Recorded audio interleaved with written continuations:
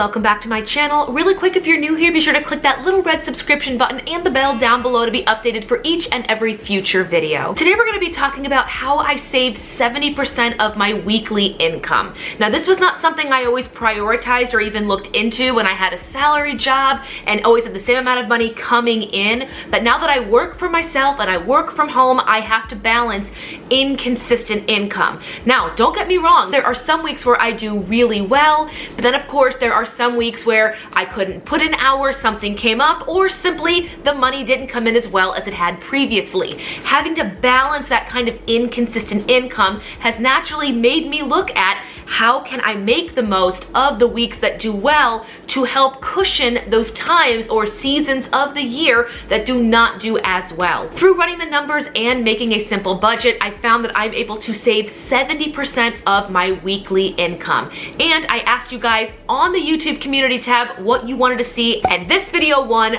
by a landslide, so here we are. Today's video is also brought to you by Fetch Rewards. Fetch, of course, is my favorite rewards app, and we'll talk about them later in the video. Without any further ado, here are the things I do to save 70% of my weekly income. The first thing I do, and you're gonna think I'm crazy, and I wrote it down, I only spend money one time a week. Seriously, I have gas, groceries, and household items, and usually the day I spend this money is either on a Friday if I have enough time to prep the weekend, or really early Sunday mornings. And I'm serious, I will go and get my groceries, I will have errands, I'll make sure they are all done in one day. I'm also somebody who does cash in credit card rewards, so I will take my credit card, groceries, swipe the credit card, gas, swipe the credit card, and any other things I need. If I forget to pick something up, it waits until the next week when I go out and I spend money once a week. And I know that sounds insane and crazy, but it's just a way of shifting your habits. And we'll talk about other things that I do that maybe will make this sound a little bit less intense.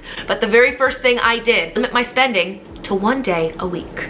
The second thing I do pertains to our food budget, because you still have to eat even if you're trying to save so much of your weekly income.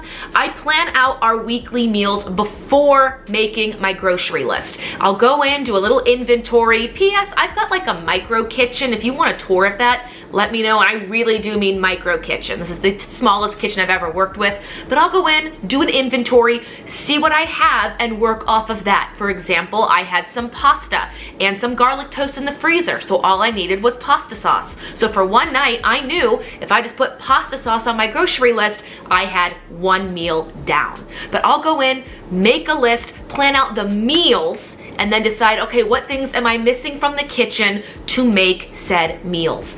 Working from home, I also have a lot of snacks that I prepare, so I don't just grab a bag of chips, grab something out of the cabinets. I actually have little bento boxes that help me, A, not waste food, so I know what I'm buying and they're going in those bento boxes, but it also helps me keep my calories in check, because working from home, it can be so easy to go in there.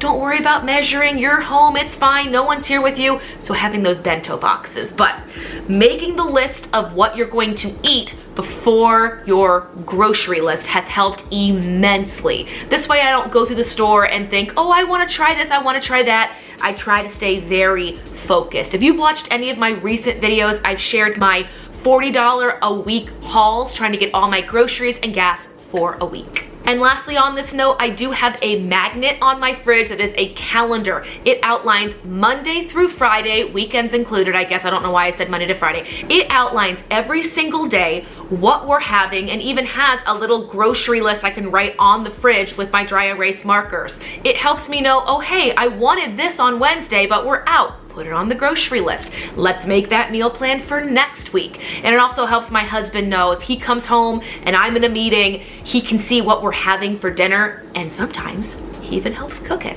Number 3 is I try to make use of items before they go bad. Typically for us, bread and vegetables tend to go bad before we can eat all of them. So I get into the habit of doing things like, if I see bread is about to turn, I will go and make PB&Js, and I will freeze them. So I'll look at the bread, see, you know what, let me just make a couple PB&Js, throw them in the freezer. That way we still have that. If something comes up and I need to rush a meal quickly, or I need a snack or to add something to a meal, boom, it's right there. It also works with things like fruits and vegetables. For example, I had some leftover blueberries after I made my bento snack boxes, and I do portion these things out, and I still had about 3/4 of a cup of blueberries. And I know sticking them in my fridge, I would probably ignore them because I'm so focused on, here are my square meals for the day. So what I did is I used my brand new KitchenAid stand mixer. Thank you for whoever got me that as a wedding gift. It is the best. And I made little blueberry muffins. I made a big pack of them, and I already had pastries I had already cooked for this week, baked for this week, so I froze the blueberry muffin. So long story short, I find ways to not let food go to waste. It's one thing to plan out meals. It's another thing to have leftover ingredients, whether it be in your fridge or your pantry, that go bad. Wasted food is still wasted money, even if you had full intentions of using those ingredients to make a meal. So look through your fridge and pantry, see what you can do to stop wasting food. Number 4 is another food one, and it is to batch cook and freeze your meals. There are times where I'll make stews or lasagna or bakes or casseroles, and I'll make enough for Christopher and I to have one night for dinner and then another night later in the week, so I don't have to cook that night. But then I will go ahead and I will cut out portions or just scoop portions into Tupperware and use my freezer. Freeze it up for future use. If you have a freezer, it can save you so much money if you just take the time and prep. So batch your meals. Number 5 is to utilize free activities. See, I don't just stay in my house to be frugal and save so much money. Places that my taxes pay for are free game as well. So if I want to meet with a friend or go outside for a walk or just do something outside of my home, I will go to the library, check out books. There's a whole plethora of different things you can use at your library here on YouTube. If you want to see what other minimal, frugal-minded people do at the library, just search that for me. I'll get some books, audio books, cookbooks, really anything I want. But if I do want to see a friend and we don't want to stay at our houses, I can say, hey, let's go meet over at like the Scioto Mile, which where I live in Columbus, Ohio, is a beautiful little park area right by the Scioto River in the heart of downtown. We could go, we can socialize and catch up without having to, you know, sit down to a meal or go and purchase things. I used to always think that socializing meant you had to be spending money, whether it be going to happy hour or going shopping or just window shopping, which for me was never just window shopping. Case in point here, find what resources you have in your situation that are free and utilize them. Typically libraries and parks, but get creative and see what you come up with. The 6th thing I do is save up my credit card points and my Fetch rewards, which brings us to the sponsor of today's video, which is Fetch Rewards. If you don't know what Fetch is, it is a simple app that lets you collect reward points by simply scanning receipts of things you already purchased. You scan them into your app, and then it lets you not cash out for money, but you can cash out for gift cards. I've gotten gift cards from places like Target, Amazon, Starbucks, my local grocery store. You can even do, technically, cash out for like Visa gift cards if you want. If you've not yet checked it out, you can get 2,000 free bonus points, which equate to $2 by using this referral link right here. All you do is sign up for the app, use my referral link, scan your first receipt, and 2,000 bonus points will come your way. Just so you know, you can get gift cards for as little as $3. But utilizing my Fetch Rewards points and or my credit card points, those help us if we are saving up for holidays or for travel. Long story short, my husband and I just did a trip to New York City as Broadway's coming back, and our credit card rewards points, I kid you not, covered our airfare and our hotel in Times Square. Now, don't get me wrong, we still spent a ton of money because Broadway ain't cheap, and we ate in Times Square and it was delicious.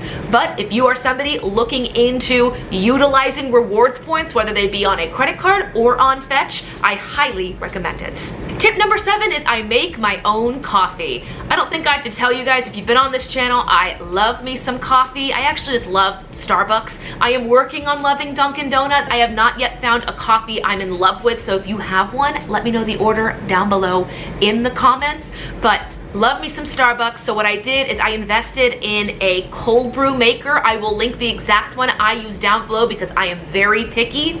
So I went and I emulated the kind of coffees I liked. I liked like vanilla sweet cream cold brew, or the caramel, the salted caramel cold foam. Those are so delicious. I've learned how to make them here at home. I have also learned how to make egg bites at home, but simply making my coffee, whether you like hot coffee or cold, research different ways to make them. Figure out what you like. I figured out now I like to make my cold foam with heavy cream as opposed to half and half or 2% milk. That's just what I like, but I figured it out by making it here at home. And I don't think I have to tell you guys how much money it saves to make your coffee at home. I will not lie though, I make my coffee at home 6 days a week, so when I do go to Starbucks, typically Saturday mornings with my husband, we will go out, we will grab a coffee, and we will just kind of catch up outside of our home, and having that once a week Starbucks is such a treat. The 8th thing I did was find a community for support. For me, I found a Facebook group. I don't remember the exact title. I will link it down below. I think it's called like Frugal Minded Money Minimalist, something like that. I'm sure I'm butchering this, but it is 100,000 people sharing their ideas, their experiences, their tips. They have helped me so much when it comes to figuring out what I can do with all of the random assortment of cans in my pantry or things I have in my kitchen. Such a wonderful support group. I'll also go in and I'll answer comments or contribute to conversations, as well as ask questions. They are wonderful. I highly recommend them if you're looking for a group. Again, I'll link them down below. The 9th thing I did was to learn skills that save me money. Things like manicures, pedicures. I learned how to sew. I learned how to fix my boots so I don't have to get new winter boots this year. Cooking, baking, and gardening are all things I'm looking to improve in the new year. Again, if you have any tips, let me know. But learning skills that will save you money will pay off in the long haul, and it actually could be a side hustle in your future. And the 10th thing I did to save 70% of my weekly income was I made a vision budget. If you have not yet heard of this term, make sure you are subscribed. That is going to be my very next video. Making a vision budget. Think of it like a vision board. If somebody wants to lose weight or renovate part of their house, they kind of envision what it's going to look like to motivate them. That's very similar to a vision budget. Don't get me wrong, it's not like saying, oh, I don't want to pay my mortgage, I don't want to pay my insurance. Those are things I'm clearly going to continue paying for. But how would my budget look if I didn't have this debt or this payment or these subscription services? Seeing a budget that is simplified as much as it can be helps me at least see the progression and staying motivated and how my budget will look when I don't have things like a car payment on it.